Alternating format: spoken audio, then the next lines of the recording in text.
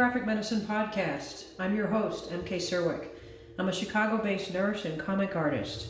With Ian Williams, I co-run graphicmedicine.org, a website that explores the vast intersection of comics and health. On today's show, a very special episode in time for American Thanksgiving, which is this year also being called the Great Thanksgiving Listen. To show you the value of listening, as this project suggests, plus comics, I'm sharing the harrowing tale of Carol Tyler's incredible effort of listening, caregiving, and comics, as reported this past summer in the closing keynote of the 2015 Comics and Medicine Conference. Before we begin the show, I want to tell you that support for this podcast comes from the Penn State College of Medicine, Department of Humanities, the nation's oldest humanities department within a medical school, pioneers of innovation in medical education since 1967. To learn more about Penn State College of Medicine Department of Humanities, go to www.2med.psu.edu/humanities. As I mentioned in this week's episode, I bring you Carol Tyler's keynote from Riverside, California. It is about an hour and 15 minutes. In it, she shares her tale of intense caregiving, comics, and artistry. The walk away, draw no matter what. But before drawing, listen. That's why I'm sharing Carol's talk today, so perhaps you will consider StoryCorps' endeavor to take the Friday after Thanksgiving, when perhaps you'll still be in the company of an elderly relative, or you can make the time to find someone who has a story to tell, and use the StoryCorps app to just listen. You don't have the app, doesn't matter. Just use something to record someone you interview talking about their life, and listen. In the show notes, I'll give a link to the video that StoryCorps created about the Great Thanksgiving Listen, and also some suggested questions to ask. Good luck, happy Thanksgiving, and enjoy this amazing talk about what the work of great love and great comics looks like. Oh, and speaking of looks, Carol had over 160 slides in her talk, and I've matched up many of them here as she refers to them, so keep an eye on your screen, computer or phone, for visuals. Among many other things, Carol Tyler is a talented painter and comics artist. Her first published work appeared in Weirdo in 1987. She contributed to women's comics and other underground anthologies. Her first book, The Job Thing, Stories About Shitty Jobs, was published by Fantagraphics in 1993 and was followed by Late Bloomer in 2005. In 2009, her first book in the trilogy You'll Never Know was published, subtitled A Good and Decent Man. And it was followed by a second in 2010, subtitled Collateral Damage, and a third in 2012, subtitled Soldier's Heart. Carol is a residency artist with the Ohio Arts Council, and she teaches sequential art at the University of Cincinnati College of Design, Architecture, Art, and Planning. I'm ashamed to admit that I had only passing familiarity with Carol's work, specifically Late Bloomer, until she was on the Comics and Autobiography panel at the Comics Philosophy and Practice Summit at the University of Chicago in 2012. And you can see there Lynn Kaminsky-Crum, Phoebe Gluckner, and Justin Green were also on this panel. And you can watch it online. I actually highly recommend watching all of the videos that emerged from that amazing conference. And this is the conference poster by Chris Ware. We are very fortunate to have Carol Tyler giving our closing keynote address of the 2015 Comics and Medicine Conference, titled Breathing Rooms, Bringing Everything Home. Please give a warm graphic medicine welcome to Carol Tyler.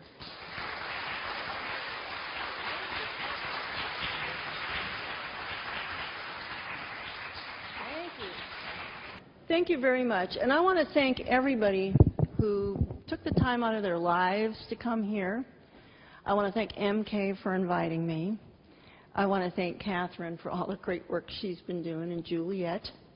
You've just made this a very terrific experience. And I'll just have to say, having sat in on some of the sessions, you guys are a great group. And I'm going to applaud you. You do terrific stuff. So let's see what we got going here. You know, you put these PowerPoints together in the middle of the night, and you're like, yeah, I'll add that slide. Oh, no, I don't know what we're going to get. So we're going to talk like like we're on a patio or something. I'm a mark maker. I dip a pen. I'm heavily into putting a pen in, using a pencil. I always have a pencil handy, making marks. Some of you know me from these days. This is back in the weirdo days, Twisted Sisters. This is medical people. You'll love this. After I had my baby, I wanted to describe exactly what it was like, not what people were saying that motherhood was like. So this describes in detail the damage that a pregnancy and birth can do on a body. And if you're so inclined, we can look at that later, but I was a wreck. One of the Twisted Sisters from back in the day, this is Aileen, Phoebe, Diane Newman, and I at an event in the 80s. So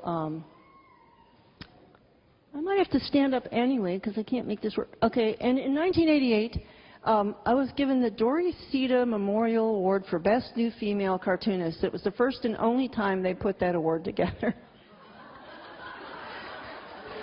So I am the only title holder of that one. But I love it because I look so young and problem-free. Then I did a story in 1993 called The Hannah Story. Some of you have seen it. If you haven't, it's about my mom not talking about the death of her first child, my sister, until 50 years later. And so I wrote it down. Oops. And it was named, that story was put on as one of the top 100. I'm in the top 100 cartoonists of the 20th century. Pretty cool, huh? Job thing, don't ever put the word shitty in the title of your book because then you're embarrassed anytime anybody ever says anything about it. That was Late Bloomer. That was the editor's choice for title. Here's the trilogy. And the trilogy has received 8 Eisner nominations, 3 Ignatz and 2 Harveys, Bridesmaid. Finalist for the LA Times Book Prize, and I have been awarded an Excellence Prize by the Ohio Arts Council. See, I've been doing this a long time. That slide says 1994. We lived in California. Remember that, Justin? Yeah, Justin Green, my husband. Okay, see? Now we're going to talk about section 1, which is cartooning. The book I did, the trilogy that I did, the You'll Never Know, centers around 3 people, or 5 people. I am going to have to stand because I think it's going to be easier. We'll sit down and chat later. My mom, there I am, and this is a birthday party scene. Julia, our daughter, Justin and I's daughter, her boyfriend, Alan, is not in the book. He'll be in the next one for sure. And I do bring him up later. And then there's Justin. We're all celebrating our birthdays. And my dad, of course, there he is. And look at the look on his face. I had given him a gigantic, thick book about World War II, and you could just tell he was like, ooh. Happy birthday, Dad. Okay, Rivers of Blood. So what happened was, after my mom had her stroke, and yet she didn't have the language thing turned off, but she had the bright spark turned off. And so he really didn't have anybody to banter with, and he started thinking about things, and that movie, Private Ryan, came out and all of that. So one day out of the blue, he's not much of a talker, and he never talks to me. One day out of the blue, he calls up and says, Rivers of Blood. I pick up the phone, hello? Rivers of Blood. What? So I grabbed a pencil, and I wrote down everything the guy said. You can see my notes here, psycho, L, battle fatigue, howitzer. I knew he'd been to war, but to what extent, I didn't know. And I knew by the things that he had in the house when I was growing up, there was pictures and little artifacts here and there, but his response was always, to hell with it, get that, you don't need to know that. So it was just always a big mystery. There were his patches, and so part of what I had to do was figure out what this all meant, which meant doing a lot of research. My parents also had their kind of love song between them in the 40s was this popular tune, You'll Never Know, so that kind of helped me to figure out the title, because there was no way I could talk about Chuck without talking about my mom And also because I was telling this story, I had to bring in my family. But these are the books, and I'm serious. I had to sit down and read up on World War II and figure this thing out.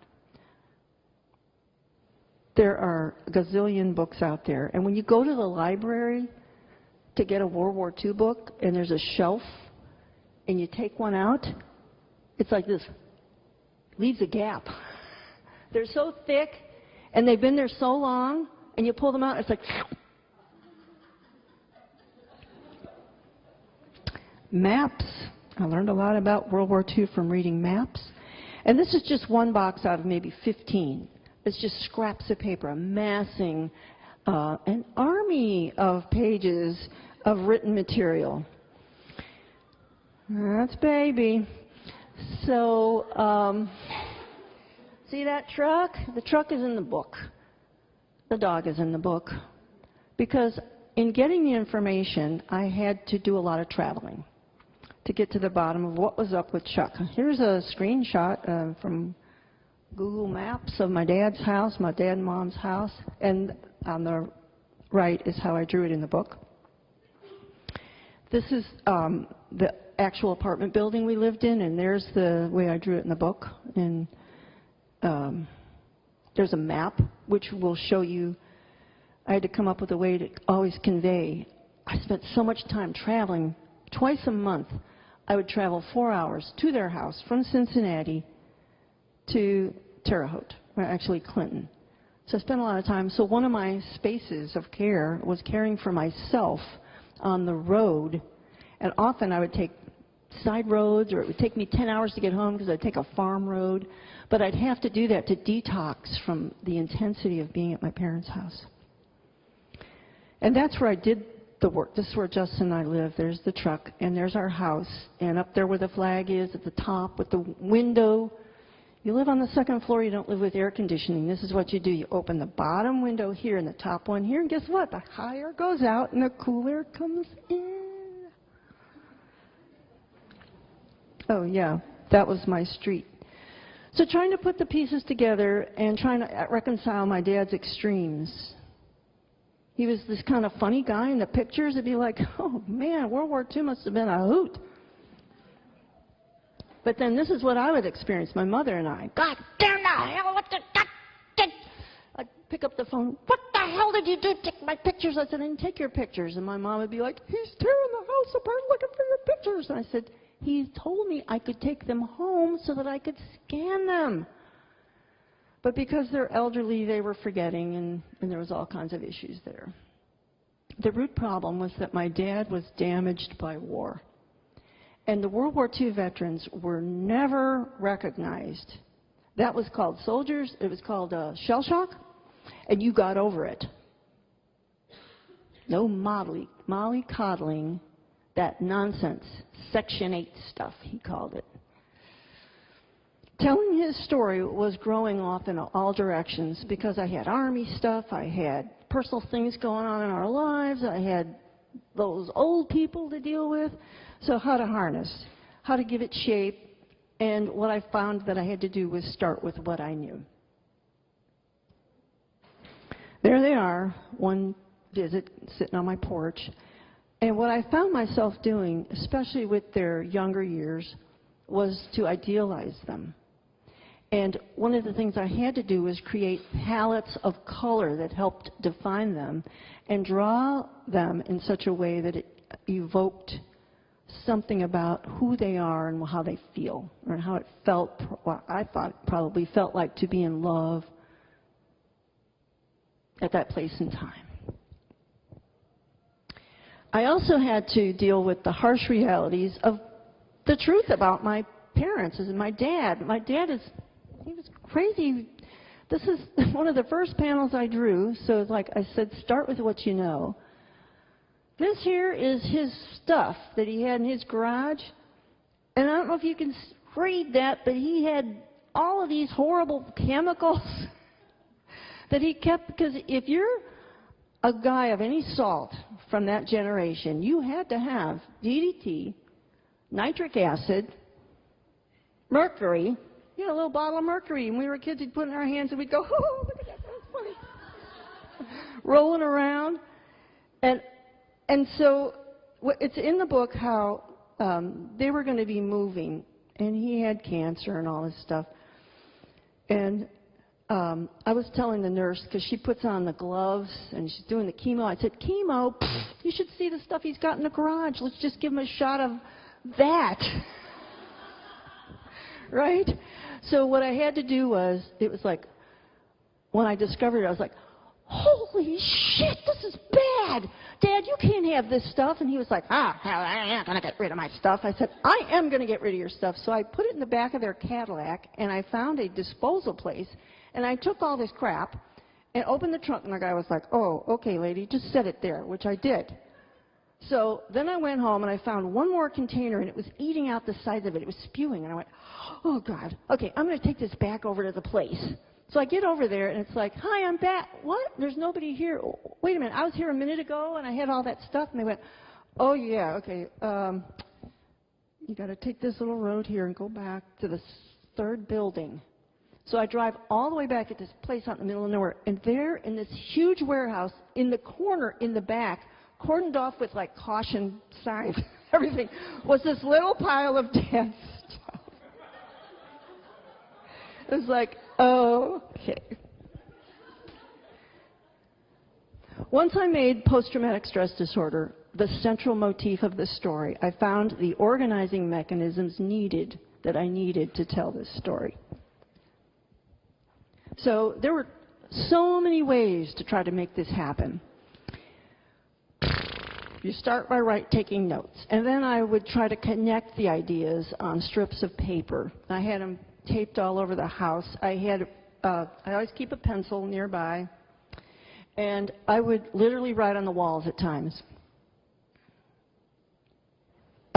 Sometimes I would have this idea, well, how am I going to throw that up on the page? How's it going to look?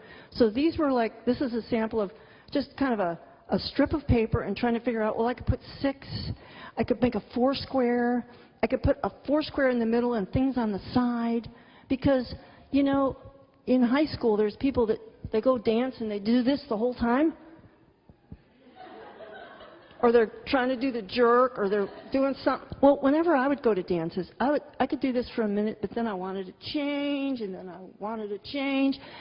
So when I draw, when I lay out pages, I look for variety, because I feel like not only does that help to convey the idea, but it also keeps me from going bonkers.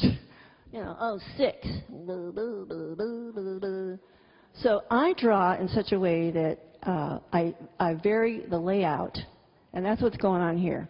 So there's formats that I need to use to tell Mom that is different from maybe the way I would talk about Dad. Tape, that's adding machine tape. Woo. And then sometimes big sheets of paper, you know, you just start writing it down, and then you get out the red marker, and you just circle the things that matter, just like the old conferences we used to go to. And then this was like a page where I just taped a big sheet of paper, and I started writing things down, and Post-it notes became very handy. This is, I don't know if you can see, but down here can you see there where at the bottom of that one page it says 1, 2, 3, 4, 5, 6, and they're circled? Those are panels. So those are things that I wanted to put in the different panels. Remember, I did 363 pages on this topic over 3 books, and I did a trilogy in that fashion, book 1, book 2, book 3, because I was so afraid that I was going to lose my parents before the book was done. So as kind of a loving gift to them, I wanted them to have something to be proud of, because I wrote a book, and my dad was like, yeah, she wrote a book about me, yeah, and he would go up to the VA in his scooter, hey, look here, look, he'd give it to the guy doing the x-rays, or in his blue team, he'd give them a book, yeah, Mr. Tyler is up there, you know, big cheese, because book 1 is really, it's called Good and Decent Man, and it is about the upside of Chuck. Then I got to book 2, Collateral Damage, and I started talking about what PTSD does to families and how I was damaged and his bad behaviors. And he didn't quite understand that book. And then book 3, we got down to the heart of the matter, and he could not wrap his head around that at all. So for him, you'll never know was book 1 when he went off to the Army. Big joke. This is one of those midnight thoughts. You know, you write really big because you can't find your glasses. So there was a lot of Post-it note moving things around. I created charts to try to organize the thoughts because each page had sort of a mini sub-theme. So I would go through these things. I'll show you the next one. I took a table and I gridded out, this is book 2.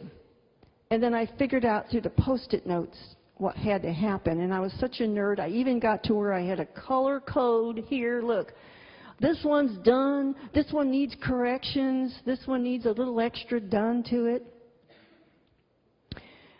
I worked from Excel sheets. I mean, this was complicated material because, like I said, I'm dealing with a good and decent man, collateral damage, and the soldier's heart, which is the truth of PTSD. And I also had 5 lives. So I was telling Dad's story as an old guy, Dad's story as a married man, relationship to his wife, Dad's story as a young man, Dad's story in the Army. My story as a young girl being affected by the Army guy. My story as dealing with them as old people. My story as dealing with being a married person. I'm also dealing with being a mother to a child who is troubled at the time because we had some family issues. And my daughter was acting out. And there were all kinds of, like, mental health issues. So there was a lot to have to juggle. And these Excel sheets and the Post-it notes really helped. Many Excel sheets. Because I'd get one covered, and then I'd be like, oh, this is crazy. I got to start over. And dumbass me didn't number the pages, in the book. So I knew the book from the names I gave the page theme-wise, but trying to work with the publisher, it was a little bit of a nightmare. I'll get back to that. So what I had to do, this begged me up because I was used to doing one-pagers for weirdo. You know, Aileen would call up and say, Carol, I need 5 pages. Can you get me that in like 2 weeks? And I'd say, yes. What did she ask for, 5 pages? Let's see, it's $75 a page. How much am I going to make there? Bad page rates. So I had to manage a lot of pages. And so I had to actually build furniture to go with it. I got out the saw, just like Dad. I built tilt tables. I built, see, and on this thing I could lay out a section of pages here and a section of pages below that. And come on, I don't have a living room set of furniture. I've got this. You know, I'm an artist. I live and breathe this 24/7. So, yeah, specialized things to put things in and all of that.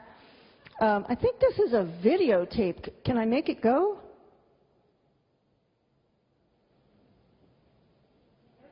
Where's the audio? Is there audio? Does this thing have audio? Where's our tech guy? Well, I'm just showing you. Okay, so see, showing you the thing, and then I actually, in this one, I'll pretend I'm talking. So, look at how cool I am. Oh, I drilled a hole in the tilt table so that I could put a light in there to make a light table. Got it? And that drawing there was drawn in a doctor's office. And on a script of something or other, on a prescription thing. No, not a prescription thing, just an ad. And so, for some reason, that's what happens. You just draw on the fly, and then you end up using that stuff later. So I was just kind of in this little video showing, we got to get the audio for the next one. Where's the guy? The table, the environment, stuff, crap everywhere, but that's just the way it is. When you're doing a gigantic graphic novel that's complicated, shelves underneath, and those things over there. For the first 2 books, actually 2.5 books, actually 3 books, I'd have to draw these pages, and I still work at University of Cincinnati. So I'd have to draw a page and then run it over to campus. Now, you know, when you're working, you look like shit, right? You're working at 3 or 4 o'clock in the morning. You haven't eaten. I call it my bag lady effect. I've been at this for days. I'm not eating right. There's like bowls all over. But I got these pages done, and I have to now go to campus and sit down next to these students who are like working all night, and they're looking at me like, somebody's mom is here. You know, I'm scanning. It's like, that's right. I'm doing my job. Okay, there's Dad at the saw. So he's actually cutting a piece of walnut. He had a whole cachet of old-growth walnut. And I asked him to cut me a piece that was the size of my book, because eventually it's going to be the cover for the originals. Some of them are here today. Please see them before you leave. All right, making the story content. How do I make it into visual art? So I brought some of these today. Remember, it started with Rivers of Blood. And so I had the narrative. I had his army narrative, the stuff that he was going to talk about, to tell me what happened in the army. So I thought, well, that right there is its own little separate entity. So I came up with this look that kind of looked like old office supplies from the 40s. And in the book, it's printed with, looks like file folder background and stuff like that, with the clips. And I tried to do it with a typewriter, but it just wasn't working. So I hand lettered. I do everything by hand. I told you that. So I hand lettered the text. So remember I told you about the 6, there's like click, click, click, click, click, click. There's a grid. Boom, boom, boom, boom, boom, boom. That's a page, right? So this is basically a 6 grid, although on the bottom I put the bottom 2 panels across as one panel. So I call that a 6-pack. Here's another example of a 6-pack.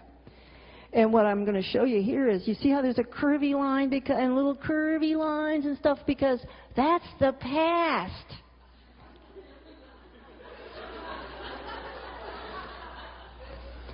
The square panels, that's today. So this is thinking back while I'm on the road.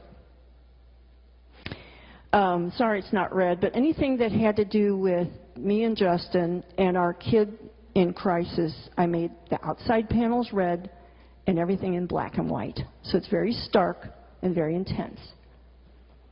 Here's a better example, but this is now what I call a 4-pack. You see, there's 4. Sometimes I use this format. Boom, boom. Text on the left, image on the right. There's the 4-pack, but it's got a set of drawings down the middle. I'm trying to convey that I'm on one side of that map I showed you, and my parents are on the other side, and we're talking about going to see the World War II memorial. And what's in the central part is the actual pieces of the memorial, and we got a junk mail from Tom Hanks. And I said, no, Dad, look, we got a letter from Tom Hanks that says, please join me in honoring the greatest generation. And in the book, my mom's saying, Tom, what is it? She can't put it together because of her stroke, and Ryan. She says, Ryan, because she knew it had something to do with Saving Private Ryan. So on the next panel, next page, she says, Ryan, Saving Ryan Seacrest.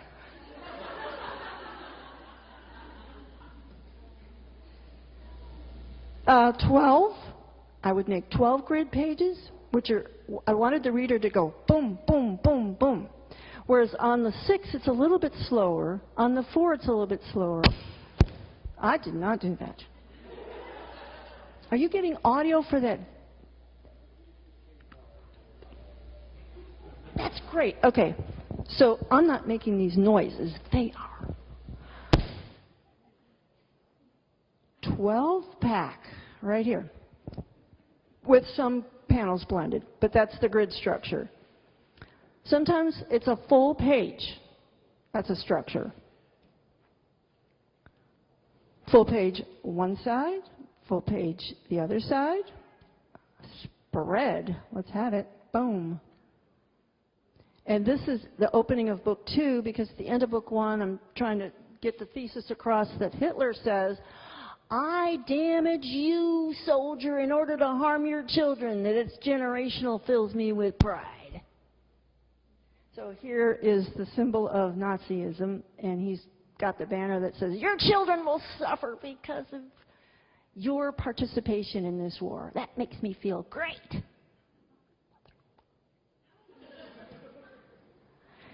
Materials. Pencils. Pencil sharpener. I crank it by hand. See that pen? See that brush? I did the whole book with that one brush. Pen, dip it in there. But I'll tell you what. See, there's some other pens over there. I'm lying. There are some other pens. There's a thicker one for lines, but mostly I just use those two. I call them my two primary vehicles. Oh, but I was so afraid that I was going to run out of pen points that I got on eBay and I cornered the market on 788 nibs. You try and buy them. You can't find them. Somebody thought they were going to start selling them for like $15 for one. I've got a gold mine right there. If the book don't sell, it don't matter. I can retire. This is my ink army. I worked with 53 colors of custom mixed ink. Now you try and juggle that. So I'd have to make these maps so that I could figure out, wait a minute, and I named them. I want to go back. I named them. I named my color. Isn't that spazzy? I named my colors like, oh, this one's called Lady Gaga because she wore gray that time. It's kind of a gray. Or I'm going to call this one Dad's Beer Mug. You know, just crazy. That's what happens when you're at this for days, weeks, months, years. The whiteout team. But you know what? To hell with that. I now make my corrections on Photoshop. None of those work. We're going to put a big X on that. And I discovered I really am in love with French curves, although I've been drawing them by hand for years. And you see that? I do use an Ames lettering guide. In fact, there's a lot of ruler work. A lot. In fact, I worked that one ruler that's shown there. I used it so much I wore the numbers off the ruler. That yellow triangle I don't use. I kind of sometimes like the feel of tracing paper. And so I'll get this pencil. I use a number 1, by the way, not a 2. It's soft.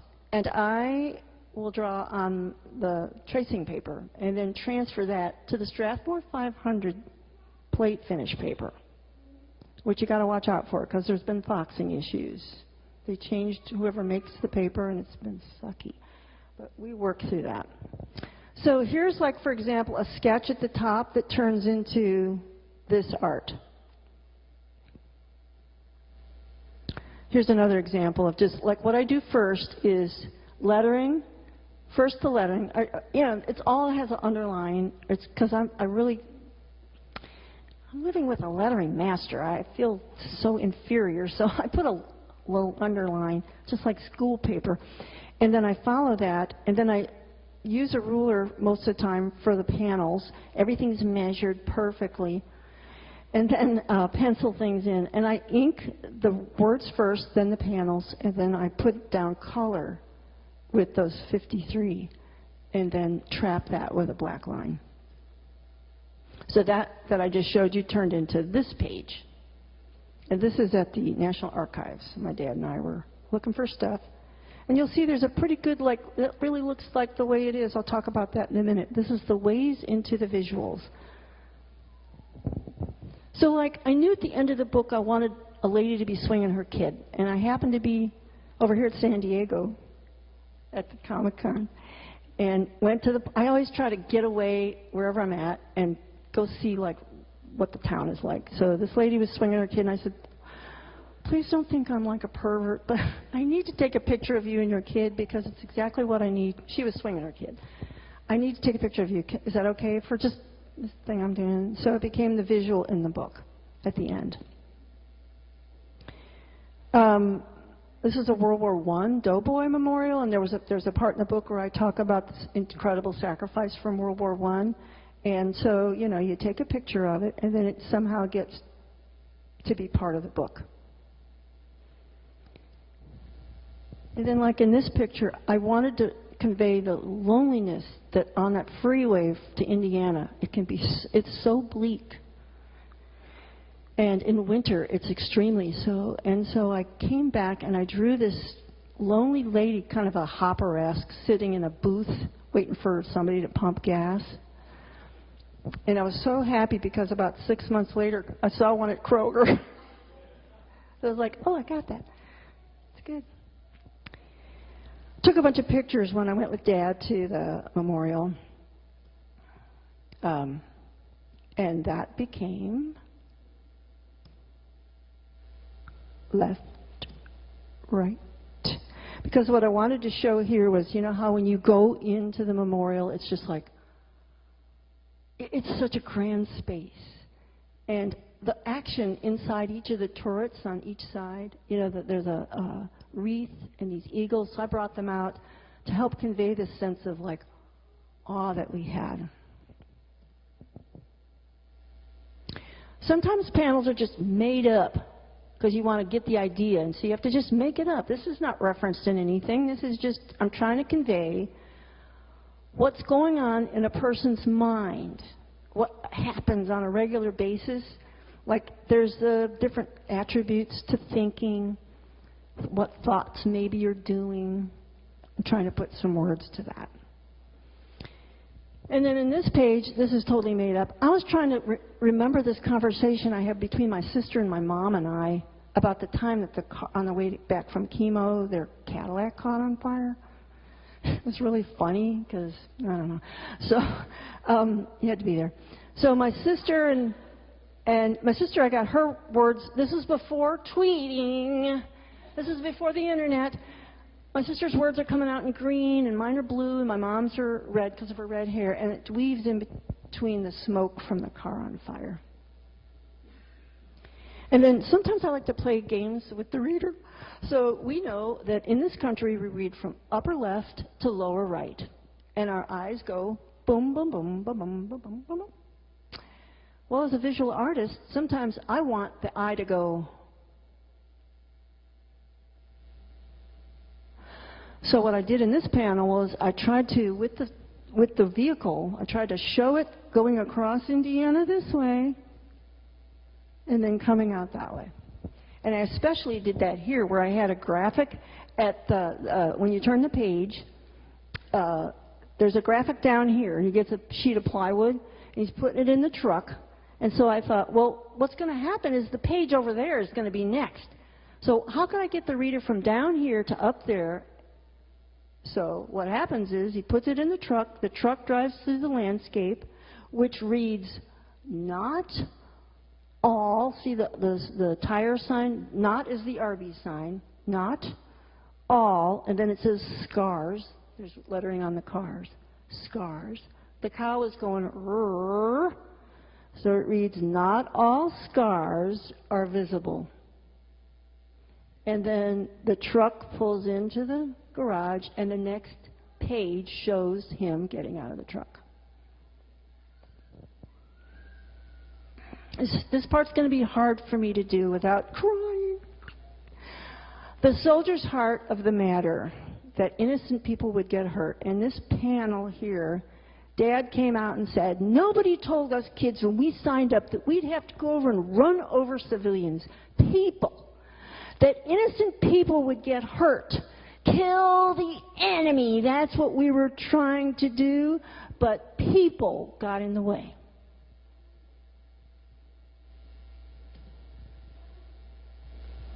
Look at that statistic. 60 million people died in World War II over 6 years. I figured it out. It was 25,462 people a day. Can you imagine the news headlines if every single day for 6 years that many people died in one shot? We would be so overwhelmed we wouldn't be able to function. But my dad's generation, a lot of you, your parents or your grandparents, that's what they did. They had to go through this incredible experience and then come home and do the 50s and raise us kids. Section 2 is caring. There's baby. She's been my companion through this whole process of driving across the country, and my mom said, I don't like dogs, but baby's my favorite.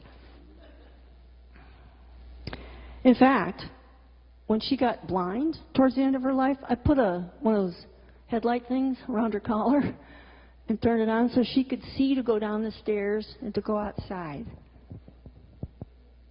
But eventually, you know what happens? We had to put her down. Sweetheart. A young tree. So my mom had this stroke, and for 10 years my sister and I were like, we took over the job of being her sparkler. Come on, Mom, you can do it. We made sure that she stayed with it, because she was always the person who got excited at Christmas and birthdays and all that. And she was just kind of had turned dull. So one of the things that she did say a lot when we would drive around, because I'd take her shopping and stuff, is she said some pretty profound, sad things like, nobody wants an old lady in a wheelchair to buy clothes at the store anymore. And I'm like, Mom, no, come on, look at this. You'd look pretty in this. So one of the places where she did perk up is she would look at trees, and she loved trees, and she'd always say, someday I guess I want to be buried under a tree. My mom, with her stroke, I got her involved in the book, because I couldn't imagine doing a project so personal about her without having her do something. She's the original great artist. She inspires me. Both of my parents are wildly creative.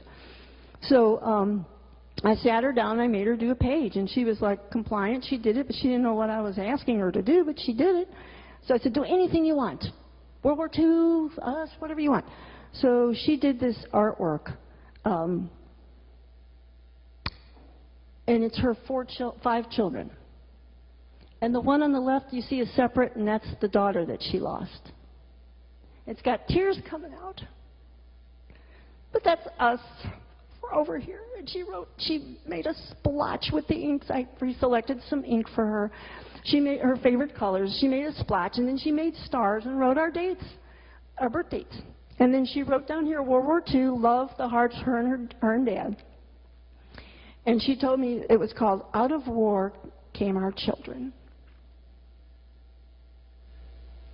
When I told her she had cancer, she turned to me and she said, make it a young tree.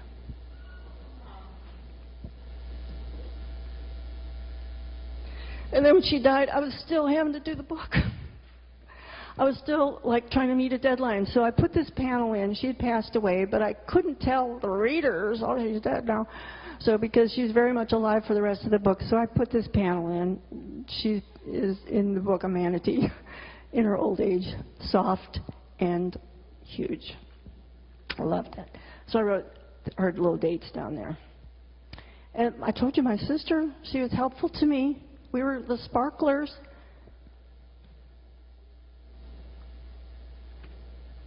Her oncologist came in after the surgery and said, she squared up in front of me and she said, ovarian cancer, stage 4. And I went, oh, the silent killer, how long does she have? She has an autistic daughter, Alzheimer's husband that she was taking care of, and there she was on her way into surgery. And I had pages with me because I had a deadline. When she was going to lose her hair, I cut my hair off. If she had to get in the shower, I'd go in there with her and bathe her because she had so many tubes and stuff. I'd just jump right in, take my clothes off, and jump right in and bathe her. There's Justin taking pictures. I always grew flowers, and I would take them, and you can see them there at her bedside towards the end. And it's sad because now, this summer, I said, God, my garden looks fantastic. It's never been better, but I have nobody to take bouquets to. There she is. Yeah, it got to the point where everywhere I go, people were laid out in recliners and they couldn't move, and walkers and wheelchairs. Then I got this email. This past Monday, my doctors diagnosed me as suffering from lung cancer. We love you, Kim Thompson. My editor at Fantagraphics was diagnosed in January and died by June. I'm exhausted all the time, says my daughter. She had some kind of polyps and stuff up in her nose. But you know, I'd still have to jump on the road. I'd have to get off at that exit. I'd go to either the oncology center, I'd go to the hospital. You know these lobbies. I could go, when I got to Clinton, I would go to the nursing home, and then if you turn around, here's a nursing home, turn around like this, there was Dad's house. 7 houses in between. So sometimes I would put her in the wheelchair and run her to the house, because I thought, what person is going to die and not ever go home? So I had this in my head that she had to spend time in her own house. And that, you know, I did everything I could to help normalize their lives. Cincinnati, Indianapolis, back and forth. Sometimes the roads would look like this. That's what I did for the last 4 or 5 years. Then you'd think, I come to campus. I need this room for a printmaking lab. I mean, I had to teach out in the hall. I got kicked out of my classroom. So what was I going to do? I ended up teaching the comics class in the hallway outside the printmaking lab for a year. They couldn't find another room because some jerk guy, there was my office, a bunch of lockers in the hallway. My daughter says, I know he's a heroin addict, but I still love him. So during all this time, she, because of the economic crisis, had to move home. They moved home with their pit bull and, of course, her boyfriend, who was addicted. I didn't know what that meant. So I'd be running up and down the freeway, going to nursing homes, dragging my pages back and forth, running around, and I'd come home, my house would look like this. I'd be exhausted, want to eat something. Well, there's a plunger in my sink, and there's like mayonnaise falling on it. What? I don't even eat mayonnaise. Where'd this come from? God. And then I'd have to take pictures all the time because stuff was going missing left and right. So I'd take pictures of because things were stolen. Copper was missing, gold coins, the 2 gold coins right here in the world, they were gone. And see this? Look, in Justin's basement, his gold leaf was stolen. And they'd take the stupidest things. I don't know if it was him or the guys he was rolling with, but we'd have to put like boards on our windows. It was like psycho. It was terrible. And yet I couldn't even think about this because I had to go take care of my parents and my sister and her autistic kid, or she'd say, go to the house, hairy shit all over the living room, and then Justin be over there trying to clean up his poop piles, cussing, I'm cussing. It's like, what the fuck? And we'd come home and be crazy. And our neighborhood was no help. If there's not a dog barking, there's some kind of hay vac unit running 100 miles an hour, or basketball out on the street, or needles in the street. And then during this whole time, my bathroom went down. We had mold under the floor. So, But our little heroin addict is really, he's in recovery, he's okay. But he was turned by love. We loved him, set our boundaries. He went to rehab, recovery. And this is why we did it, because like one day he brought home a fawn. And that deer spent the night in my living room, so I came home from Indiana exhausted and slept with a deer. One that didn't jump in front of my car. And this is the kind of things I would do. I was determined that after Jenna had her surgery and had been given that diagnosis that she could see her mother, because there was no way she was getting out of that hospital anytime soon. So I had to go all the way across the state, go get Mom, bring her, put her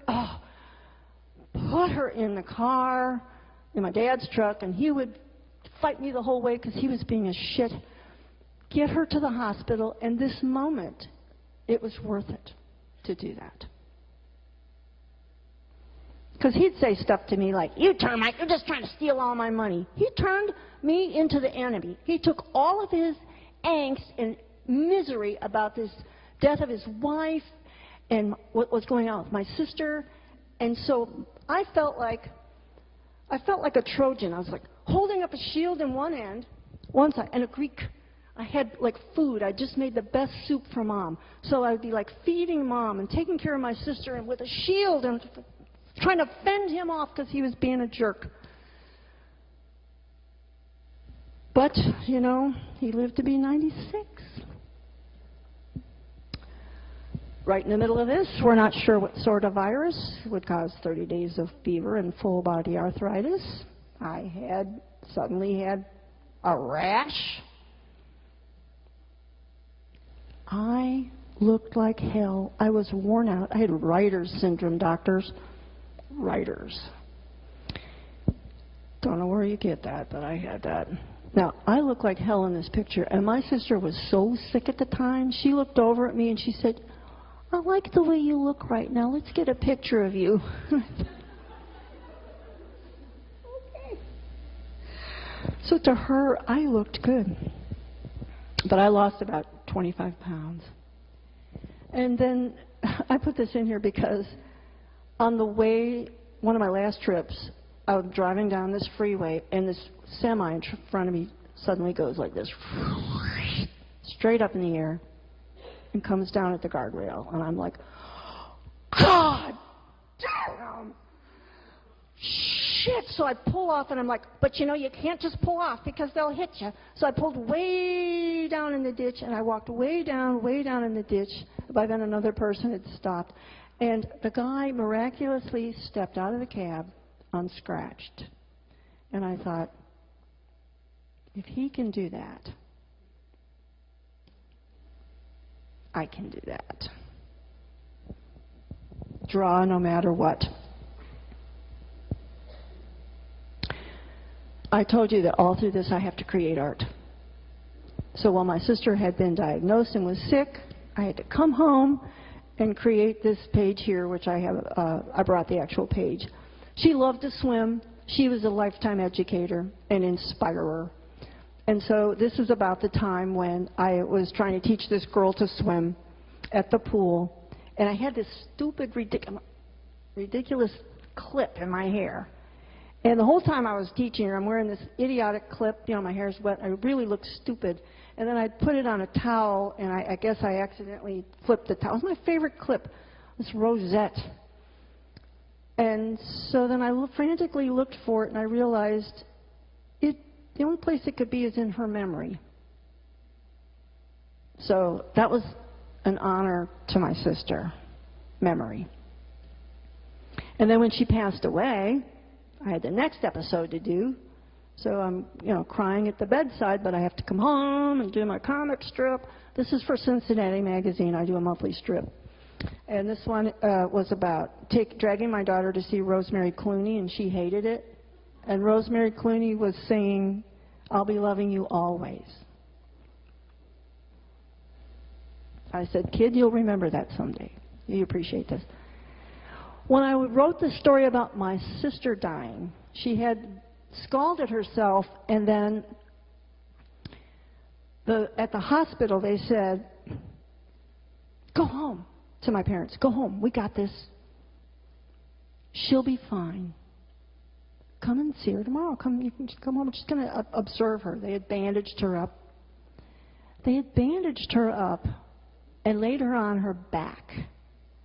And the next day when she came in, or when my parents, both of them, were all dressed pick up their daughter, the lady at the front desk says, oh, we have her listed as deceased. And so when I drew the part here about her being burned, I cried so hard the tears dripped onto the red and created all those blurs.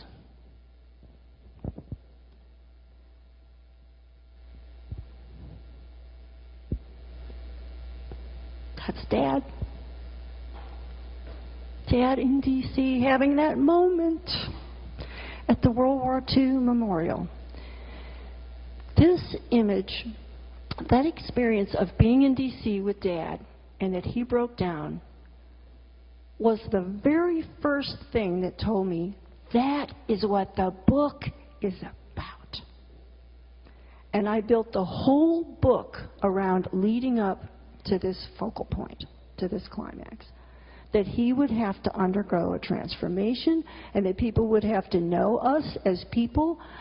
Someone said to me earlier today, how's your daughter? Because Justin and I have been concerned since we've been here because she had an asthma attack. And we've been on the phone with her, parenting. So I knew that what I needed to do was bring the emotion that I felt and that he felt in the book to that. That's how I felt when I finished. Now, will this work? Draw no matter what? Let's see. Sound?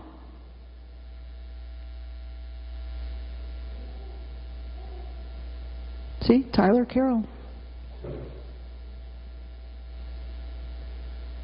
I'm in the hospital and trying to work.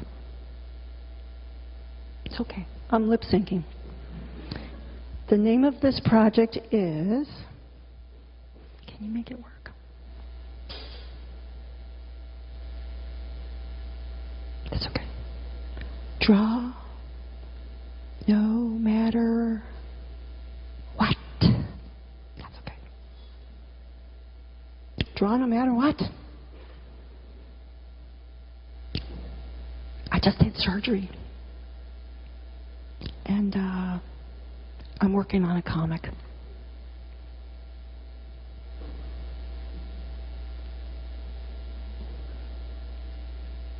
This is where you bring everything home, at your drawing table.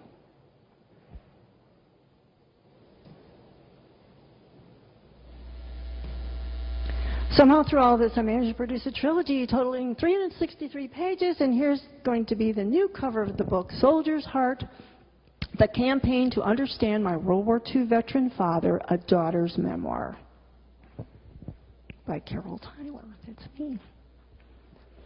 That's the back cover. So now we're going to segue into some cool stuff that we're going to do. Section 3 is classroom. I do teach. Here's some of my students. And one of the things I did, because of the theme, military, I bring veterans into my classroom, and I've had my students interviewing them and doing stories about them. I've been doing that since about 2009. It's always a very moving experience for my students, and the veterans love it. Thank you, veterans. If you're in the house, I want to thank you, welcome you home, and I appreciate your service. And I want to thank the audience. But we're not done yet. Hold on. I've got a visual gag.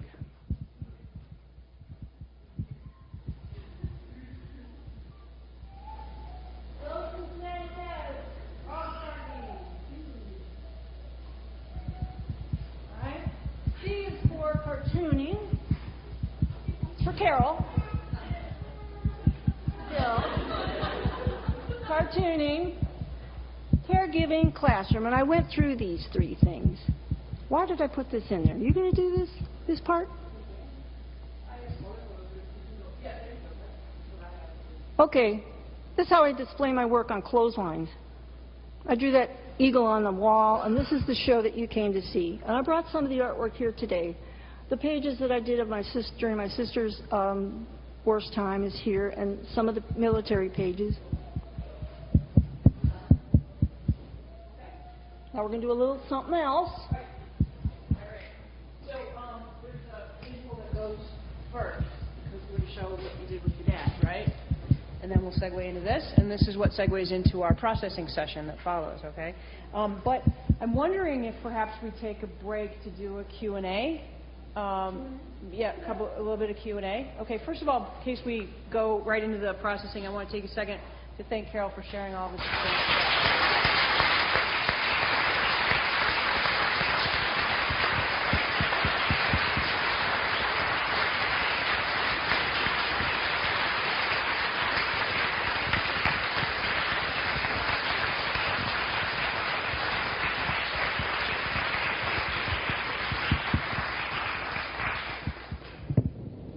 have another mic out there for questions? Yes, we do. Okay.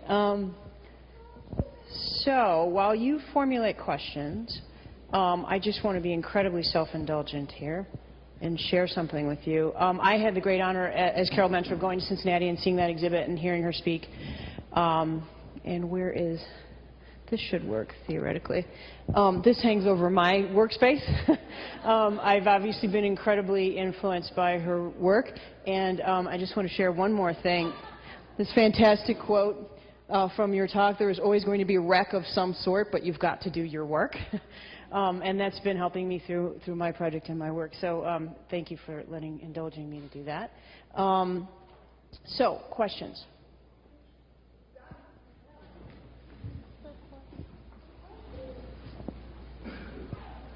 We have one up here. Right there, Kelly.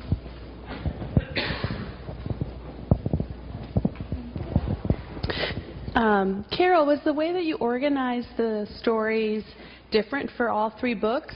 It seems through seeing your photographs that maybe processes just kept evolving of how you're organizing the story, or did you get it down in book one and then continue that method through the three?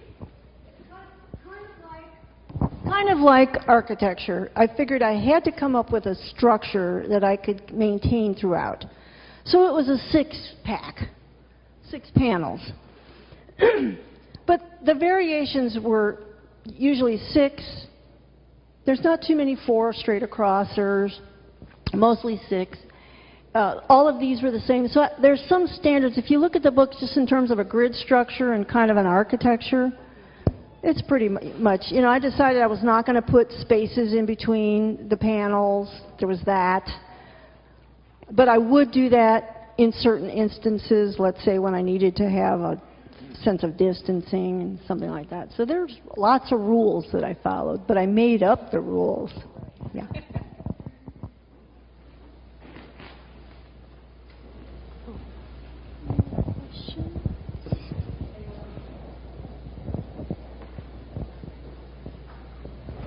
Here's the question over here. How long start to finish did these 3 books take? How long start to finish did the 3 books take? 10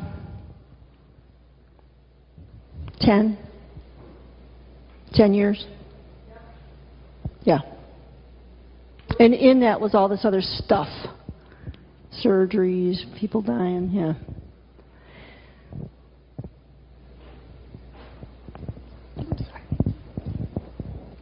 So thank you so much. That was so wonderful. I want to ask this in a way that conveys how admiring and in awe I am of the work. But okay, so my question is, why is the art so much better and more intricate and amazing than it needs to be just to convey the story? Because I'm an artist. I know, but but it takes, I don't know how to ask the question. It just seems, I don't know. It's my art form. That's how I draw. You know, I can't imagine, like if I'm going to talk about Mom, she loved flowers. So something of that curving thing, and plus she's a woman, you know, some of that kind of comes through, and I try to figure out that's going to, on a subliminal or subtle level, help you get to a feeling. I mean, let me just put it this way. It is labor intensive, but it's also the way the work looks.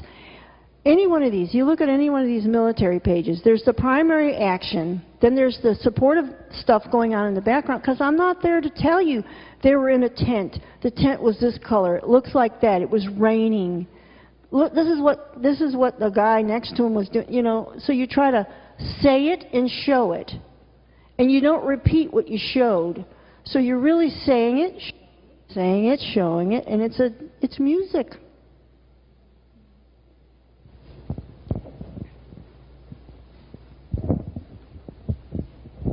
Hi, Carol. I was wondering about this, the way that you approach the material, given that there are many very long, rich traditions of war comics, but it's a much smaller tradition, I would say, of caregiving, and to put them together in the way that you do is fascinating and really provocative. I was curious about what you see as your own influences in putting this thing together, either with the representation of war in comics or other traditions, and also what influences would you say you were like striving against? What kind of things that have you seen in other people's representations of caregiving that either you saw as needing to be, addressed, or things that were being left out, or things that were done wrong? Yeah, anything like that you could talk about. Influences. Okay. Influences on you, but also that maybe you were resisting, and because you create so much just on your own, it seems to me.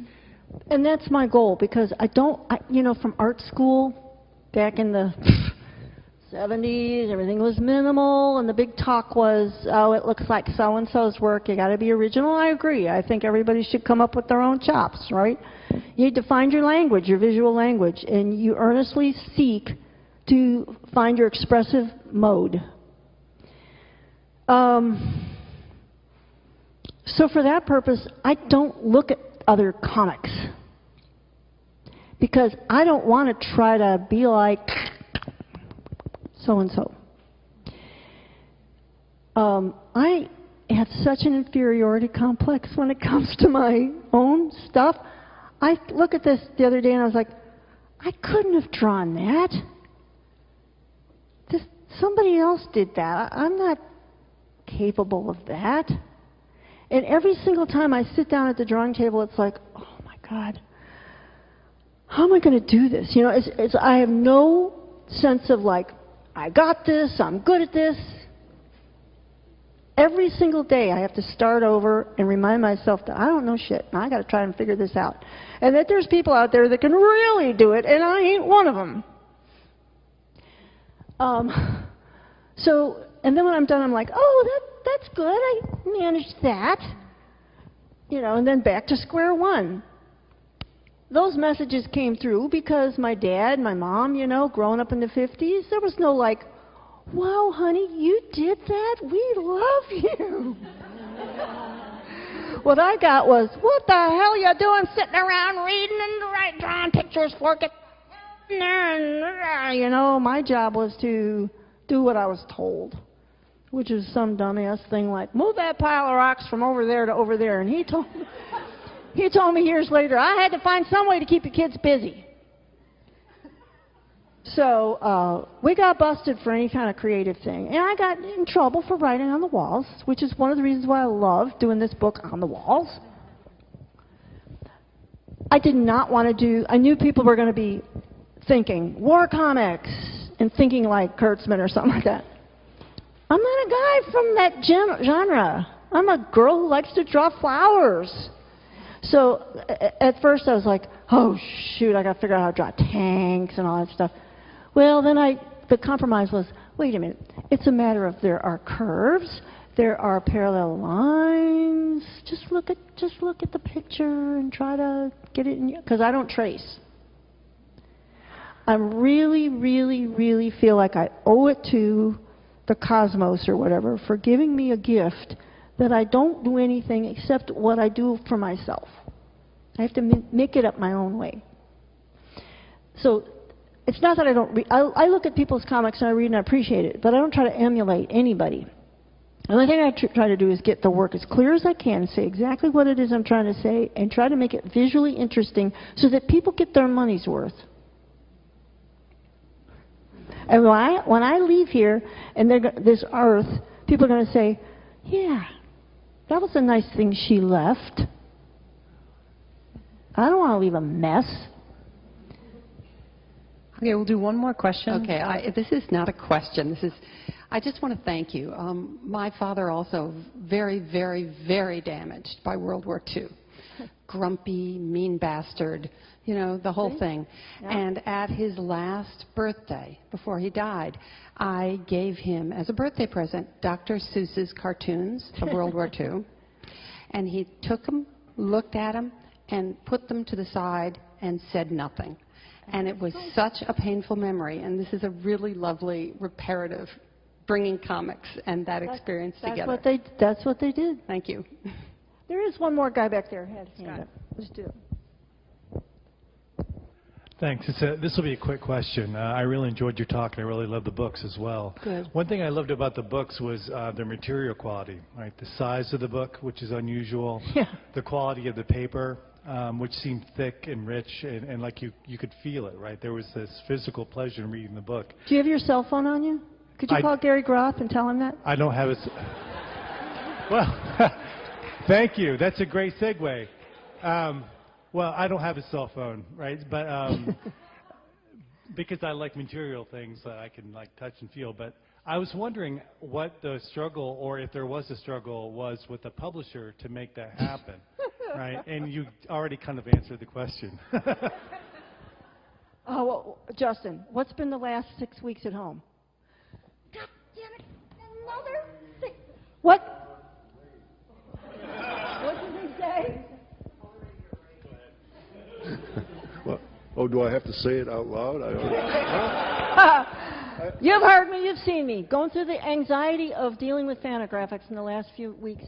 They've had to scale it down, so the big one will be smaller. Oh, so it's going to be a collected edition that'll be smaller. Yes! That picture I showed, Soldier's Heart. That's too bad. See, well, Sorry. those 3 are always out there, and you can love them. But it's also good because teachers have said to me, college professors want to use it in curriculum teaching. And I think it's great if it's in one volume. It's a little bit smaller, but it's not like going to suffer terribly. What we're fooling around with right now is I have color angst. You know, I want the red hair red and the greens to be green. So they're tweaking it. It'll be fine. And when does that come out? October 2015. Well, the original... Yeah! Go get a copy. And my next book is about really intense, horrible stuff. Death, Life, and the Beatles. Oh, you didn't see it there. Write this down. You got to follow my blog. Fab4, F-A-B, number 4, Fab4Mania.blogspot.com. I've already started writing like I'm 13 years old because I saw the Beatles 50 years ago, August 20th, 1965 in Chicago. So I kept a journal, so I'm filling in the blanks on my blog, Fab4Mania.blogspot.com. Go there, read it. Now we're going to do something fun. Now we're going to do something fun. So this is the part where we segue into the processing session. And so we have some strips of paper there. Can we distribute them and make sure everyone gets a strip of paper? I've got to put my hat on. Put the hat on. Let me do this part first, and then gives the context, and then you can give the instructions, okay?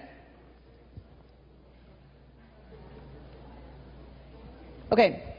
I'm just going to read what you wrote that you shared on your Facebook page. Is that okay if I do it that way? All right. Okay. So this is from Carol's Facebook page, Christmas this past year. Can everybody see that? So there's Dad. And Carol writes, how do you spend Christmas Eve with a 95-year-old man who has outlived most people in his life? Well, I had him write down the names of every single person he could remember on individual strips of paper: family, work buddies, VFW guys, church people, priests, nuns, people he grew up with. Over 300 names. Then we wished them all a Merry Christmas. So I thought it was pretty wonderful, so I'll let you pick it up from there. So, you saw I did a PowerPoint thing. C is for caring, cartooning, and classroom. I just picked the alliteration based on my name, Carol. So what I thought would be cool is if everyone in here could think of 3 attributes that you took away from this conference. 3 things that mattered that you'll remember, the nuggets of awesomeness.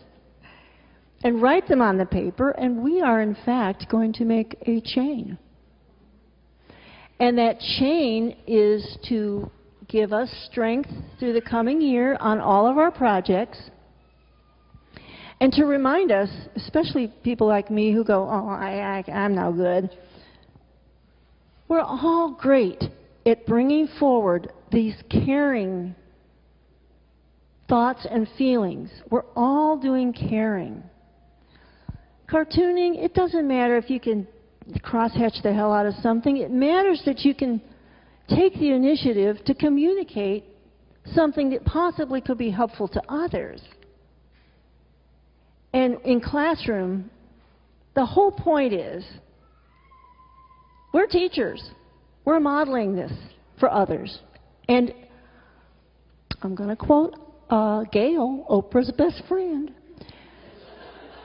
She said, the thing I love about Oprah is she went to the top, but she also pulled all of us up with her.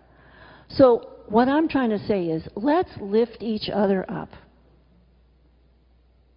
Till we meet again.